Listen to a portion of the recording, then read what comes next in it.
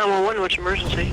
We didn't have a call from an employee. We just walked in the door, our husband and I, and there's blood in the foyer, and it looks like something possibly happened. This 911 call was made in 2001, and for more than 20 years, this case sat there, unsolved, until...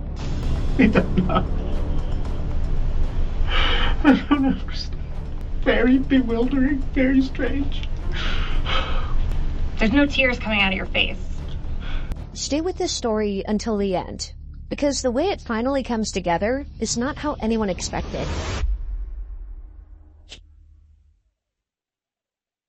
It all started on June 18th, 2024. Eugene Gligor stepped outside his apartment in Washington, D.C., thinking it was just another ordinary morning. He was walking along when a U.S. Marshals task force suddenly surrounded him. Really cutting off all right, the circulation. we'll adjust it. We'll adjust it. Okay. Hold on. They're not made for comfort, but we'll make it. I get it. Yeah, we'll make it. We'll ease it up on it. Yeah, no problem. I ain't got nothing personal wrong with you. Yeah. Before he could react, they took away his phone and placed him in handcuffs. Do you go to the office, or what do you do? No, I work from home. Okay. What were you doing out here? Just chilling out in the fresh air? Just having some coffee. Yeah. Okay. So you didn't know anything about this warrant? Okay. Our boss will tell you everything about it. It's nothing big. I'm going to take him. Hold his arm. I'm not. He was driven straight to the station. The marshals didn't put him in a cell, but brought him straight to the interview room. The handcuffs came off. At least he's not under arrest. But that hope went away when the ankle restraints went on. This wasn't a casual conversation. At this point, Eugene still had no idea why he had been arrested. The detectives let him sit alone for a while, stuck with his thoughts until two investigators finally walked in. They had traveled a long way to talk to him. Hi, Eugene. Hello. I am Detective Agustin. This is Detective DuPoy. Hi there. From Montgomery County. Okay. I'm sure you're wondering what this is all about. I would really like to know. Yeah. This has been really hard, whatever's happening. Well, we're going to get through all of that with you. We just have to do some paperwork real quick. Yep. From the moment the marshals cuffed him, Eugene had been complaining about the handcuffs. Before asking anything else, the detectives checked on how he was doing. Before we can talk to you about anything, we have to read you your rights. So I have some of this filled out already, but what is your physical condition today? Do you have any injuries? Are you feeling okay? I mean, I'm feeling a little bit caught off guard, and I'm from the handcuffs. There's seems to be a lump on my hand. I don't know if I've been holding my hand above my heart, just so hopefully it helps to heal. All right. Nothing that's clouding your mental judgment or anything like that, though? No. Okay. He gave them a long list of his issues, but physically he was fine. But this sudden arrest took a mental toll. And are you sober right now? Yeah, I'm yeah, 100% sober. Okay. Years back, he had struggled with drinking. He wondered if that was why he was here. But as it turns out, these are just standard questions. I've been These are just sober questions for years. we ask everybody. Yeah, these Go are ahead. just the form questions. Mm-hmm. What is your highest education level completed? High school. Eugene was now living in D.C. But in the 90s, he lived in Maryland with his mother, where he attended Chevy Chase High School. That's where these detectives came from. Do you speak any other languages? Not fluent. Okay, so English is, you're comfortable? Mm-hmm. Okay. His last name, Gligor, came from Romania, though he didn't speak the language. After confirming basic details, the detectives read him his Miranda rights in English. Once the formalities were finished, the detectives finally explained why they were there. So now that that's out of the way, we are from Montgomery County. We actually work in the cold case unit. We investigate crimes that have been unsolved for quite a period of time. We investigate homicides. So we were working on a case that came from Chevy Chase. And when we were going through the case file, your name was in there as someone that was related to the family, whether we have a big list of people, but friends, family, something like that. So do you recall back in 2001, Leslie Preer? Yes, that she was murdered, yeah. Yes. Okay. The detectives took him back more than 2 decades to a quiet street on Drummond Avenue in Maryland. That was where 49-year-old Leslie Preer lived. She ran her days by the clock. Being late wasn't her. So, when 10 o'clock came and went on May 2nd, 2001, and she still hadn't arrived, it raised alarms. By 10:30, her boss was already trying to figure out what had gone wrong. The first call he made was to Sandy, Leslie's husband, who said she had been getting ready for work when he left the house. She should be at work by now. Something was wrong.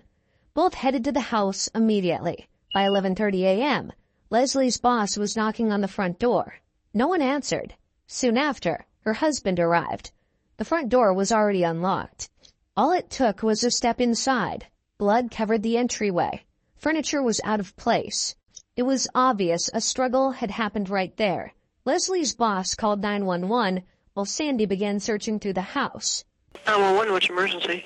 I'm at 4824 Drummond, Chevy Chase. Mm-hmm. I work for a company, and we didn't have a call from an employee. We just walked in the door, our husband and I, and there's blood, and it looks like something possibly happened.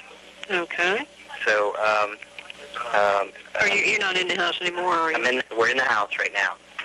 The husband's looking around. You hadn't heard, you're with the husband? I'm with the husband, yes. Sandy Preer had last seen his wife around 7:45 that morning, just before he left for work. When was the last time The last time the husband saw her was 7:45 this morning. Okay, well, she have a car or anything? No, she was going to walk to the bus. Okay. There were no signs of forced entry, but the blood at the doorway meant whatever happened started the moment someone came inside. Is there a lot of blood? But it looks like there's possibly maybe a struggle, a couple things knocked down. Okay. While Leslie's boss was on the phone, Sandy made his way through the house. That was when he found the dog locked in the basement. What was husband? Boomer, come here. Is that a dog? Is that a dog? Yeah. Okay. And you said some things were knocked over? Yeah. By that point, Sandy had checked the first floor and the basement. Leslie was nowhere to be found. As he prepared to head upstairs, dispatch told them to stop and wait outside. Can I ask you guys to step out of the house? Sure. Are you on a cell phone? Yes. Okay. Police took over from there. Upstairs, in the master bathroom, they found Leslie. She was face down in the shower, the water still running. Her life had ended right there in her own home in 2001. And now, nearly 23 years later, Eugene Gligor was sitting in an interrogation room in 2024, being asked about her murder. The case that we are investigating. You went to BCC with her daughter at the time? Correct. Is that correct? Okay. And what was your relationship with Lauren, the daughter? We had dated. Lauren and Eugene had been high school sweethearts. They lived just 10 minutes apart, and back then, they were rarely apart at all. And when did you guys date? Do you remember years? Exact dates, I'm not entirely sure. Were you in high school, or was it after high school? Yeah, it was high school. I'm not exactly sure, maybe like 1994 to 1997 or something around there. Okay. Eugene spent his teenage years in Maryland. But by 2001, when Leslie died, he was 21 and had moved to Washington, D.C. If this murder happened in Maryland, what did it have to do with him now? Leslie had suffered 7 deep cuts to her head. There were clear signs of strangulation around her neck. She had been beaten, choked, and then dragged upstairs into the shower. Someone had tried to wash the scene away. Forensics later found large areas of the foyer wiped down, but the cleanup incomplete. There were still swipe marks on the door, the floor, and along the stairs. Whoever was cleaning up left in a hurry, probably when Leslie's boss started knocking on the door. And from your dates of birth, I can see you're a little bit younger than Lauren. So was she already graduated from high school, or were you guys both still in high school when you guys were dating? We were both in high school. She had finished high school, and I believe we had dated for a few months while she was in college, but that was it. Okay. Forensic teams found blood that didn't belong to Leslie at the crime scene. It came from an unknown male. That blood was near the dining room window, more at the kitchen doorway, and a streak along the back door. Whoever killed Leslie was bleeding and ran away through the back door. The same unknown DNA was also found beneath her fingernails.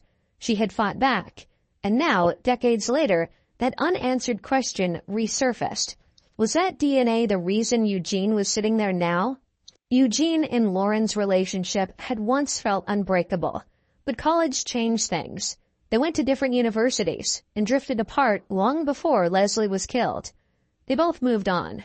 So, why was Eugene being linked to a crime from a life he had already left behind? So back then, when you guys were dating, where did you live?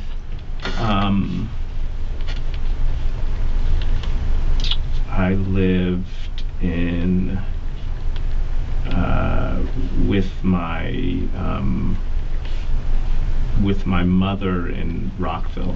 Okay. Do you remember the address or what street or anything? I wish I did. I don't. Okay. And you said you lived with your mother. Were your parents separated? Yeah. Okay. Where did your dad live? He lived in Chevy Chase, and yeah. Do you know the street or neighborhood? Or? Brookside Drive. Brookside Yeah. Drive. Okay. Yeah. Back in 2001, detectives had focused on someone else. There were no signs of forced entry, which suggested Leslie knew her attacker. The DNA was male, and the last man known to be with her was her husband, Sandy. Just 22 days after her death, investigators brought him in as their prime suspect and pushed him to confess. We all know who's responsible. It's just a matter of getting to the truth of it all and having you explain to us what drove all this. Give us a break. Give yourself a break. It's got to be a living nightmare. They told him the evidence would eventually catch up to him, that it was only a matter of time. How long can you keep your job doing that? It's got to tell on you. People at work are wondering. Your family's wondering. Everybody's wondering. And they're reading the papers and they're not seeing anything but police picking up some stranger or something like that. They're all intelligent people. They don't have to be rocket scientists. They don't have to be police detectives to figure out where this is headed.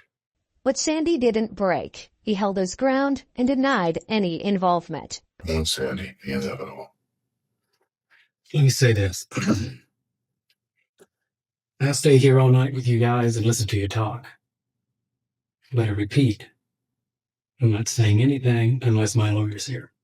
The strongest evidence investigators had was the unknown male DNA under Leslie's fingernails. Sandy gave his own DNA willingly. It didn't match. Sandy was innocent. From there, detectives cast a wide net. Every man connected to Leslie was checked. Family members, friends, neighbors, co-workers. One by one, they were ruled out. No matches, no arrests. Time passed and the case went cold. A year later, Leslie's daughter Lauren reached out to detectives, asking if there was anything new. Well, first of all, I guess you called me and you said that you wanted to come by and talk or so forth, so here we are. Go ahead. Well, basically it's me. I haven't really had much contact with you guys. And I was just wondering what I should be doing or if there's, where things stand. Well, we followed, a number of leads, in reference to the revelation some time ago, I guess towards the end of last summer, where we found some DNA material that looked like it was from someone else. Once Sandy was cleared by DNA, the strongest lead investigators had vanished. Which, and as you know, we were focusing pretty strongly on your father at that point in time. Right.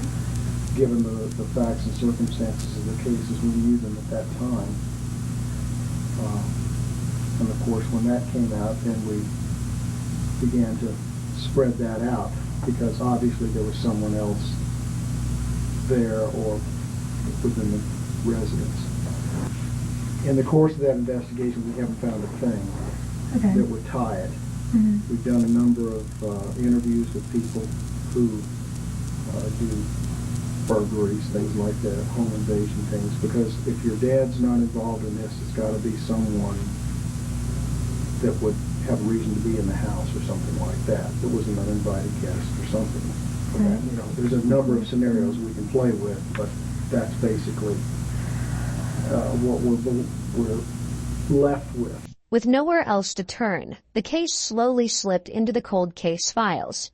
It stayed there for decades. Then, in 2022, the cold case unit pulled it back out. Not long after that, Eugene Gligor found himself sitting in this interview room. You and Lauren had dated well before her mother was killed. Do you remember, were you still in touch with Lauren when this stuff happened to her mom? No, we had broken up a couple years before, at least. Maybe longer, I'm not sure. And I believe I reached out just to send my regards, and maybe saw her a couple times, and but that was it. Okay. Do you remember how you found out about it? I remember I was at work, and I believe she had actually told me that she had come into where I was working at a restaurant, and she had told me that what had happened. What restaurant was that? Do you remember? It was a restaurant called Black's.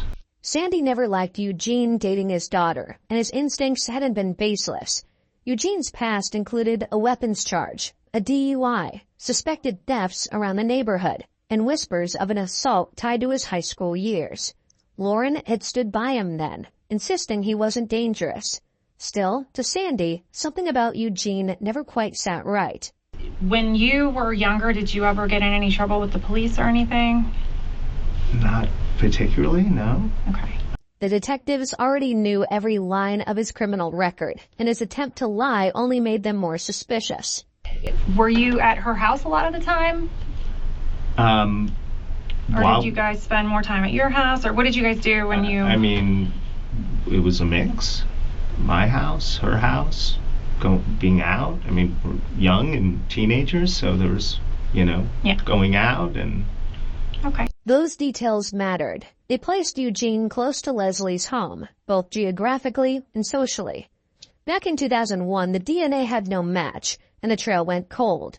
But science didn't stop moving. By 2018, a new forensic method emerged, one that could trace suspects through distant relatives. It had already cracked hundreds of cold cases. Leslie's case was next.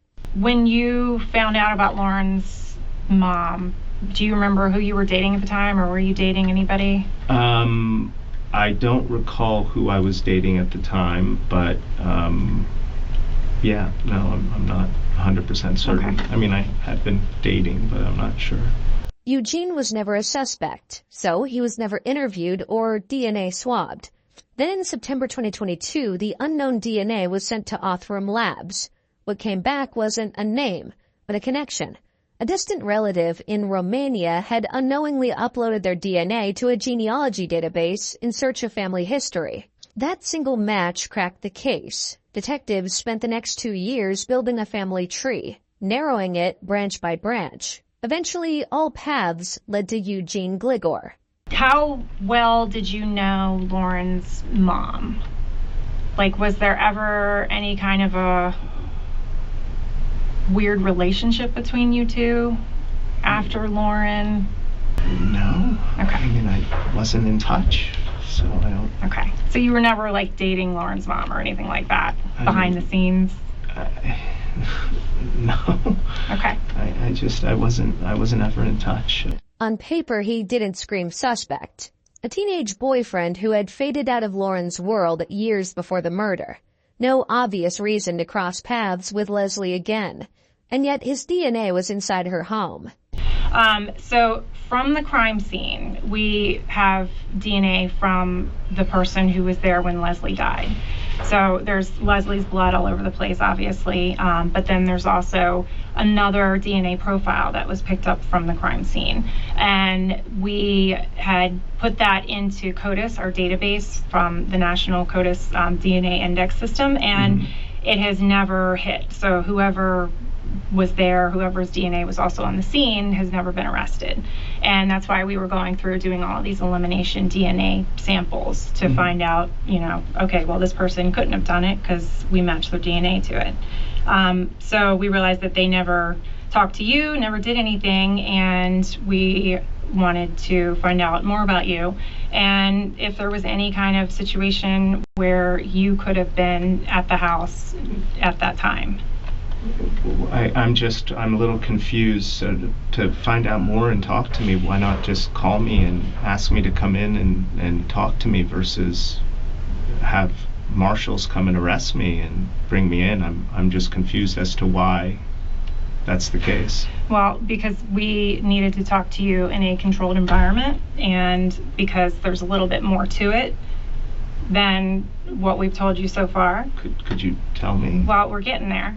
I'm trying to give you an opportunity to be a little bit forthcoming before we... I mean, I feel a little bit trapped here, like... Well, you're under arrest, so you should feel trapped. Right, and so I think, you know, I mean, probably asking for a lawyer is my best course of action at this point. Okay. Instead of doing any more discussing or talking about it, it just doesn't seem... I don't understand, so I'd like to have somebody... Well, that's why we're trying to talk to you about it. I know, but we can't... and there's two of you and one of me, so sure. I feel a little outnumbered, and I probably would need some type of representation if I am under arrest, as you said, which I am. Yeah, okay. And so I think that having a lawyer would be the best for me in my interest at this point. That's totally fine. Once the genetic trail pointed to Romania and circled back to Eugene in Washington, D.C., the detectives knew this wasn't enough to arrest Eugene. They still needed his DNA. And the way they got his sample was nothing short of a movie sequence. On June 9th, 2024, detectives began their covert operation. Eugene returned from a trip to Europe and landed at Dulles International Airport. Undercover agents guided him into a secondary screening room. He was left alone with a row of bottled water on the table right in front of him. Eventually, he grabbed one, took a drink, and tossed it away. That's what they wanted. Agents recovered the bottle and rushed it to the lab. The DNA matched. The unknown male was Eugene Gligor. And we don't have to ask you any more questions, but we are going to just tell you some stuff. Okay? So from the crime scene, the DNA that was taken, we actually have a sample of your DNA, and it was compared to the crime scene DNA, and it matched. So we know that you were there at the time when Leslie died. But I never gave a sample of DNA. That's correct. We obtained a sample from a discarded water bottle that you drank out of. So you were followed, and we collected it after you discarded it into the trash, and it was swabbed and it was compared. So your DNA matches the crime scene DNA. I don't know what to say. I have no recollection. I have no memory. I don't know what to say. The detectives wanted to hear if Eugene had any other explanation, any reason his DNA would be under Leslie's fingernails. Okay, well, that's why we wanted to talk to you, to find out if there's any other explanation. But we can't ask you any more questions if you want a lawyer present. Yeah, I think I should have a lawyer present. I don't know what to do or say. It doesn't make sense to me, so I don't know. I don't know what to do. Do you have a lawyer that you... No. Okay. I don't have to call. I don't know. I probably would call my girlfriend and ask her to help. I don't know. He had nothing. No explanation. No memory.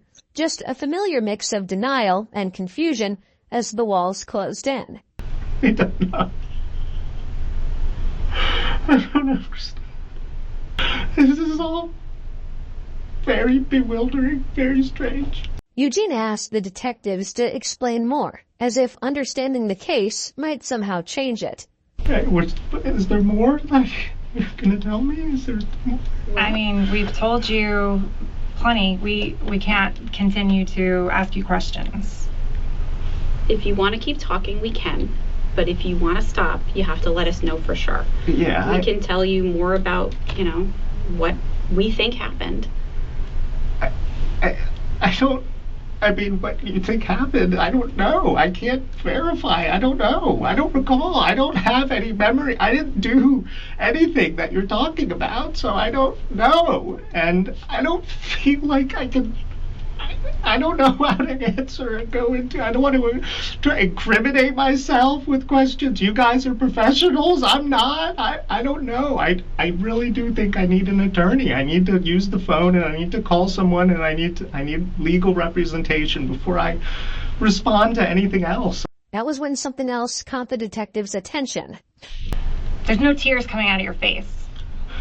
I'm very dry right now. You're dry? I'm very dry. I'm parched. I'm dehydrated. You can probably see my eyes are bloodshot red because I'm just tired and drained. I don't know what's going on. You want me to drink water so I can tear? Like, what is wrong with you? I don't want you to tear. I just don't want you to... What are you trying to say? I'm just trying to say that this seems a little put on. Are you kidding me? Are you kidding me? No. Oh my God, you're so full of it. You're after. This is the police. Yes, like it makes sense. Back in his teens, Eugene had been linked to a series of burglaries. It raised a new theory. He knew the house. He knew the layout. Maybe he hadn't gone there to kill anyone. Maybe he expected the place to be empty. What he didn't plan on was running into Leslie. What we're trying to figure out is how your blood was at the scene that day. If there's an alternate explanation, that's why we wanted to talk to you today, okay? So I feel like you just need to take a breath for a second, okay? That's what we're trying to figure out. Why is your blood there?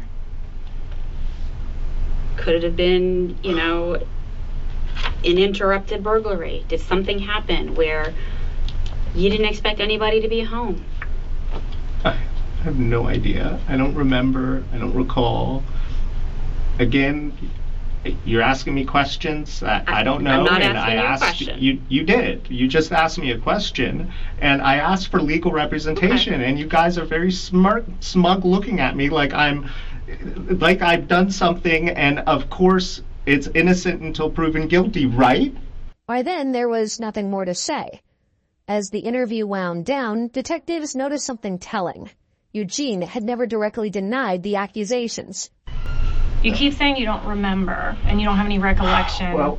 But if somebody was not involved, it would be an adamant, I didn't do it. I didn't do it. I definitely didn't do it. Like, this is absolutely, I've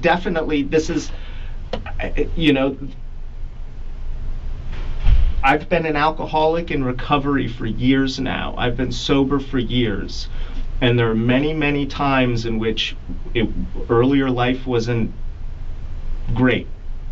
Abusive father, issues at, but at the same time, this isn't something that I know I didn't do it. I know I wasn't involved. And I just don't understand how this has come to this. I don't know either. That's why we wanted to talk to you. I don't know why your blood is there also. I don't know. Wow. The only person that knows is Leslie, and she can't tell us. The interview ended. Eugene was escorted out and into custody. The evidence spoke louder than anything he said. He was charged with first-degree murder. In May 2025, he pleaded guilty to second-degree murder, admitting he killed Leslie but claiming it wasn't planned. The plea carried a sentence of up to 30 years. On August 28, 2025, he was sentenced to 22 years, followed by 5 years of probation. Eugene never disclosed the reason. All he said was he didn't know. He claimed he couldn't remember the attack. He called it the greatest regret of his life. What happened inside that house stayed frozen in 2001. In the end, there wasn't a dramatic reveal, no sudden confession, no moment that tied everything up neatly. just a long gap in time finally closing. If stories like this hold your attention, it's because the smallest details matter more than the headlines. Here at the channel, we keep following the cases that don't shout. The next story is already waiting.